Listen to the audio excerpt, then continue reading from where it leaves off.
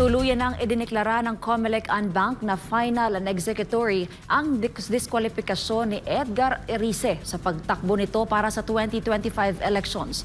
Ang karagdagang detalye ng balita mula kay Margot Gonzalez. Tuluyan ng binura o tinanggal ang pangalan ni dating Congressman Edgar Erice sa balota para sa 2025 elections. Yan ay pagkatapos ilabas ng COMELEC and Bank ang Certificate of Finality sa diskwalifikasyon ni Erice para sa pagtakbo nito sa halalan. Matatandaan na noong Nobyembre ng taong 2024, diniskwalipika ng COMELEC 2nd Division si Erice kasunod ang petition for disqualification na inihain ni Raymond Salipot dahil sa pagkakalat umano ni Erice ng hindi beripikadong impormasyon patungkol sa halalan na ang layunin ay guluhin ang proseso ng eleksyon.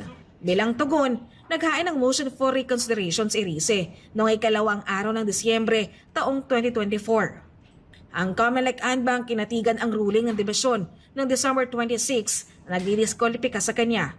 Saad ng COMELEC, nililinlang at ginugulo ni Erice ang kaisipan ng mga botante dahil sa paulit-ulit itong panawagan na bumalik ang komisyon sa paggamit ng mga lumang makinarya ng Smartmatic. Ang pagpapakalat ng mga hindi tama at nagkakaalarmang impormasyon hinggil sa halalan ay paglabag sa election law ayon pa sa komisyon. Biyernes, ikatlong araw ng Enero ngayong taon, idineklara na ng komisyon na final and executory ang diskwalifikasyon ni Erice matapos wala itong matanggap na restraining order mula sa Korte Suprema 5 araw pagkatapos mailabas ang desisyon o resolusyon ng COMELEC and Bank. Si Erice umapila naman sa Korte Suprema na magpalabas ito ng Temporary Restraining Order o TRO para mapahinto ang implementasyon ng COMELEC ruling. I-print nila yung balota, unahin nila yung balakay ko, unahin pa nila yung 2nd District para mawala ako.